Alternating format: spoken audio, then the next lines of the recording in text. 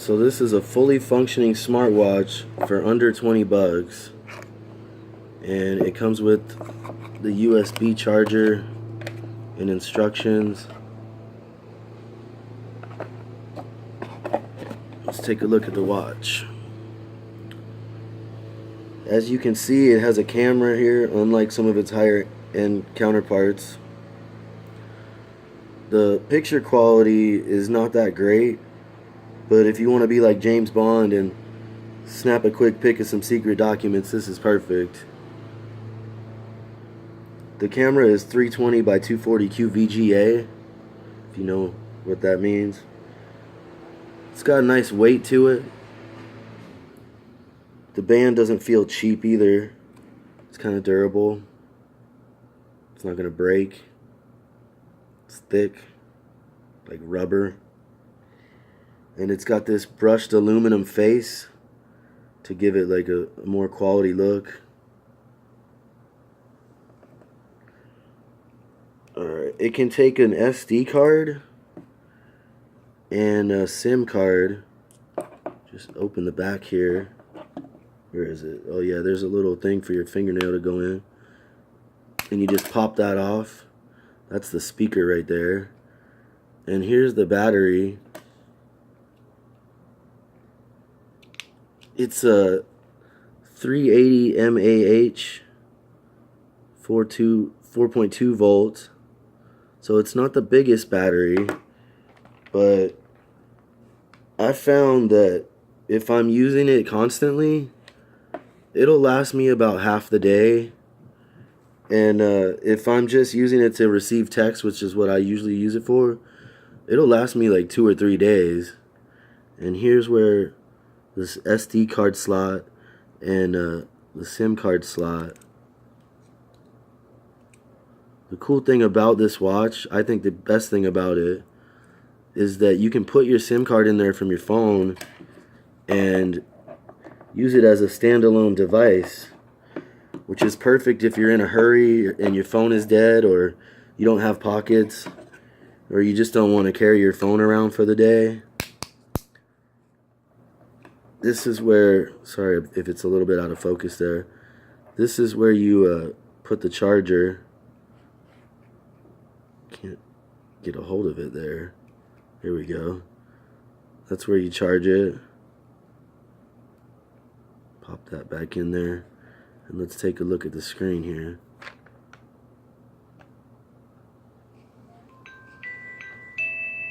Plays a little song for you while it's starting.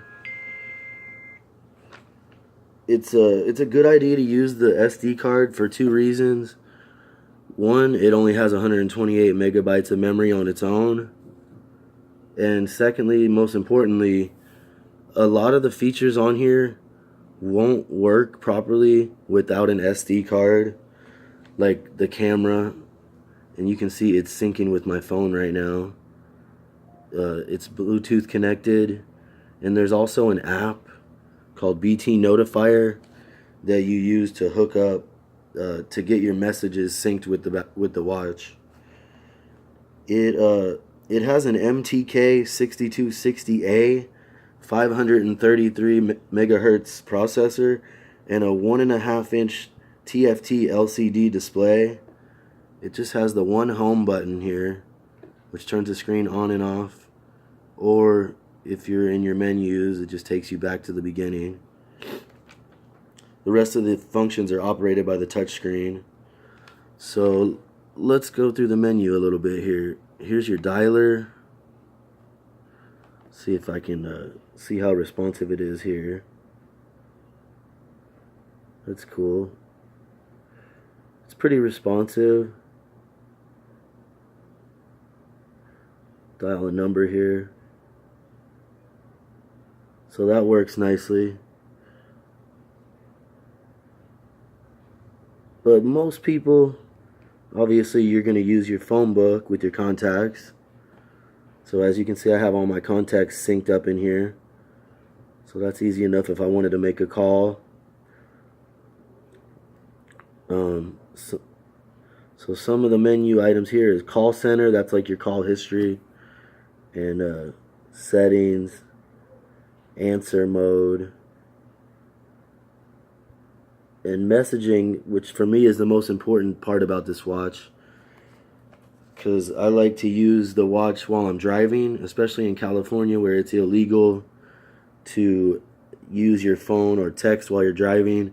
So if I'm driving, I'll just get a text and I can look at it on the watch real quick without having to reach in my pocket or do anything. And you can actually reply to them as well, which I usually wait and just use my phone, because let me see if I can give you an example here.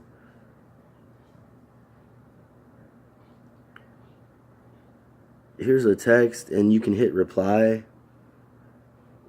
For me, my finger, it's like using the old button phones. Sorry if you can't see that really good, but you have to click each button 3 times for the letter. So I would rather just wait and use my phone when I get a chance.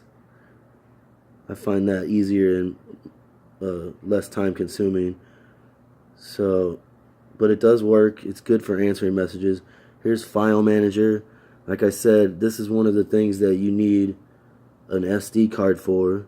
BT notification. This is one of the most important and complicated things with the phone that people have a problem with, because there's several different apps for this with the similar names, and they don't all work. But I found one that works properly. So if anyone's having a trouble with the process of setting up BT Notifier, you can just leave me a comment and I can help you out with that, or I may even make another video detailing that process. But so here's the camera again. You need it's not starting because I need a memory card for that. See, there's image viewer. You need a memory card for that. I don't have a SIM or a memory card inserted in here. Here's your settings, profiles, phone settings, where you can change your display and time and date and all that stuff. Security settings, you can lock it. Your Bluetooth settings, which you also have over here in Bluetooth, a more comprehensive set of settings for Bluetooth. The sound recorder, which again you need an SD card for, but I find that to be a pretty helpful tool. Audio player, I think you can put your own music on here through Bluetooth from your phone. The only problem, it has an FM radio setting as well, but people have said that you need headphones to use the radio, and as you can see, there is no headphone jack. So, slight overlook on the manufacturer's part there. But here's profiles again, where you can put it in like airplane mode and stuff. A sleep monitor. I've personally never used that. I don't sleep that well anyway, but that's on there if you need it. A pedometer if you want to walk or jog.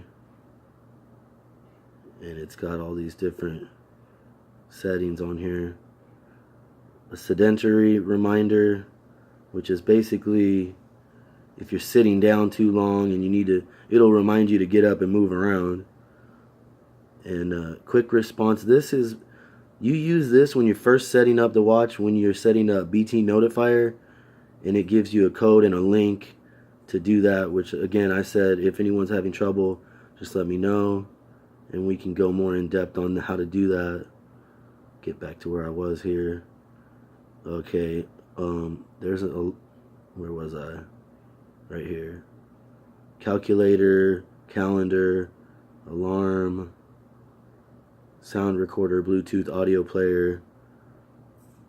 You saw all that. And it has Facebook and a browser, which I know that's pretty popular. It's a good thing to have on here.